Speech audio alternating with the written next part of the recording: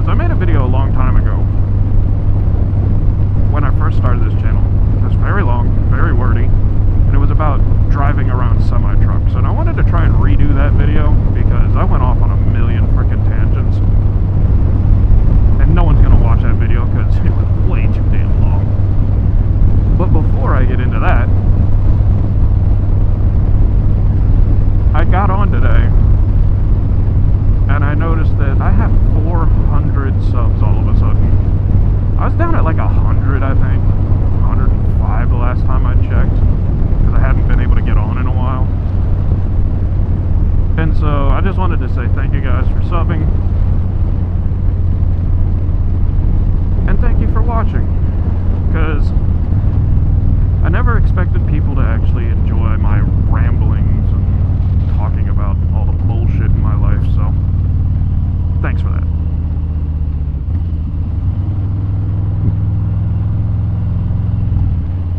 So much traffic. Oh, there's a truck up there. Let's see if I can catch him so I can actually show you guys some of what I'm talking about. Hopefully he doesn't get on the highway.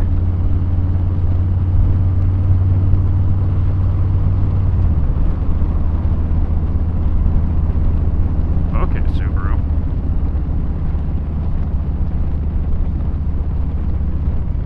I have a feeling he is getting on the highway.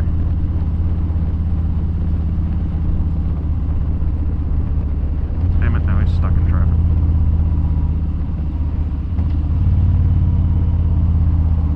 Well, so much for that idea.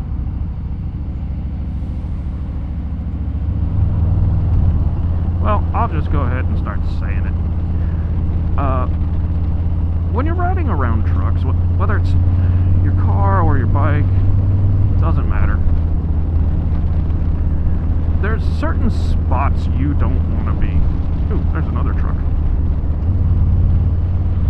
I can show you now. Yay! Visual learning tools. So, back here, we can see you fine, because I drive trucks, so I know all this shit firsthand. Well, son of a whore. But anyway, when you get this close to our bumper, like right there, right on the doors, that actually makes it hard for us to tell if you're still behind us or not. Because when your mirrors are that far away from your bumper, you lose a little bit of depth perception. If you guys are trying to let us move in front of you because we're trying to change lanes or something, big word of advice, back a decent bit off of our bumper so that we can actually tell. Or just give us a pop of your high beams. That'll let us know that we're allowed to move over in front of you. Which I have noticed that for some reason in the recent past, freaking impatient infinity. Lol.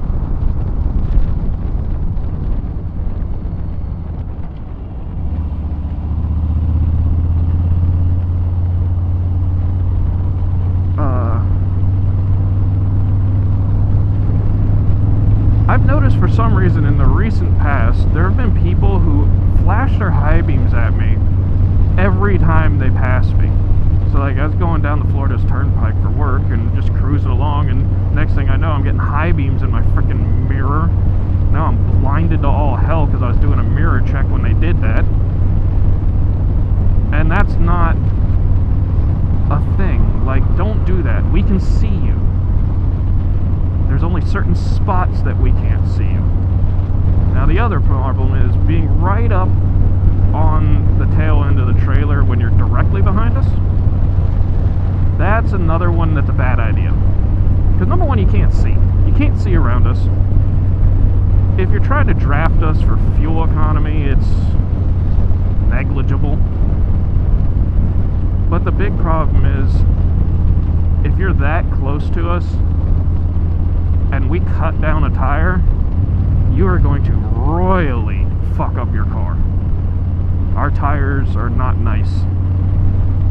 Now, The other thing is the common misconception that every semi-tire has an explosive decompression and just comes launching out the side of the truck. Now that's a movie thing.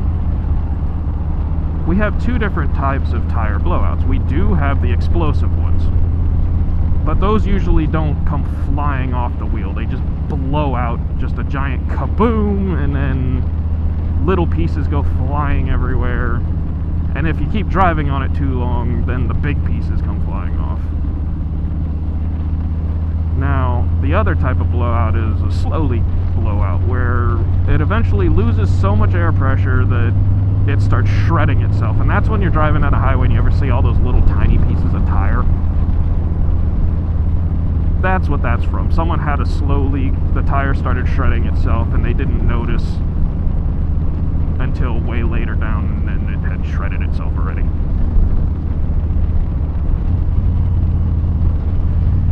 Now, some of the more important things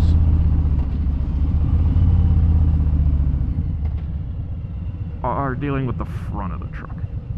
Now, there are blind spots down the sides in that, but people need to know that we don't have, like, we're sitting way higher than you. Half of the truck blocks your car, so these people that turn their signal on when they're right next to the truck and that's cut us off, we don't even see you by the time you cut us off. Like, that's why we get so frustrated and pissed off with that crap, because we literally don't see you until you're already in front of us. Now, the big reason that's a problem is because when you do that kind of crap, if you lose control or have an issue, we have nowhere to go. We have nowhere to stop. You're either going to get severely injured or dead when we hit you, because there's no avoiding you at that point. And I stress this more on bikers than I do cars, because I have it happen, not as often as cars, but there's always that one bike guy that for some reason, right as he gets past the truck, he just whips it over into my lane for some reason. And it's usually the tail end of a pack group. Like, the entire pack will get in front of me, like, properly, like some distance, and then the last guy will just cut me off for whatever reason. It's like, bro, you lose traction and you dump it in front of me, I'm not stopping in time. You're gonna become a pancake. So please, just stop cutting off trucks. Wherever you're going is not important enough to possibly risk your life or the truck driver's life, because our trucks, yeah, they're big and they're heavy.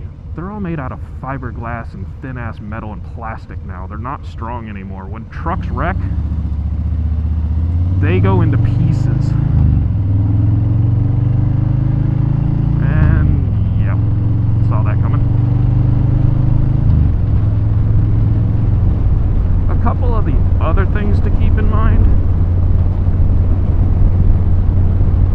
We are slow because the government has us speed restricted, a lot of us. And then there's owner-op trucks, which are most likely the ones tailgating you. Or all the unspeed restricted trucks. There's always going to be those dickheads, like owner-operators and that want y'all to get the hell out of the way and just tailgate the shit out of you, because it doesn't matter where you live, where you go, there's going to be dickhead drivers. So, just like bikes, don't bundle everybody up in the same little packet. There are some dickhead truck drivers and there's some good truck drivers. Now,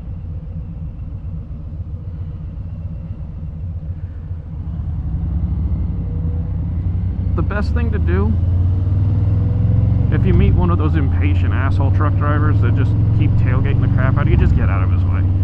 There is nothing you're going to win by arguing with him. Just get out of his way, keep yourself safe, and ignore his ass.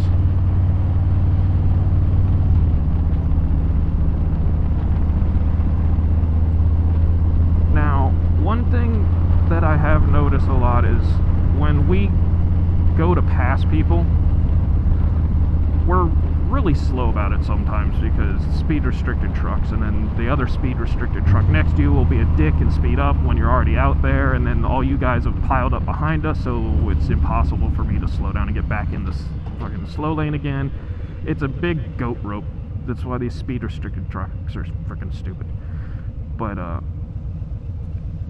don't cut off the truck in the slow lane and then come down the right side of the truck. Number one, it's the hardest side for us to see down is the passenger side of the truck. We call it our blind side for a reason.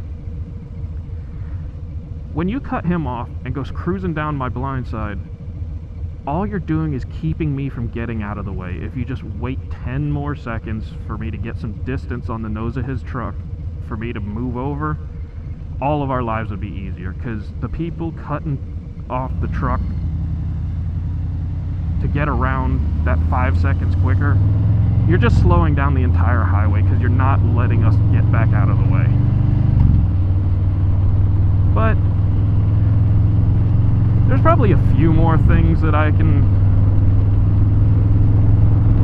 go over, but those are more of the important ones. It's a pretty short video, most likely, but I will leave it there because I don't want it to get all long and rambling like the last video I did. So, thanks for watching, guys. Hopefully these little tips help you guys out a little bit, because we all just need to be a little bit nicer to each other.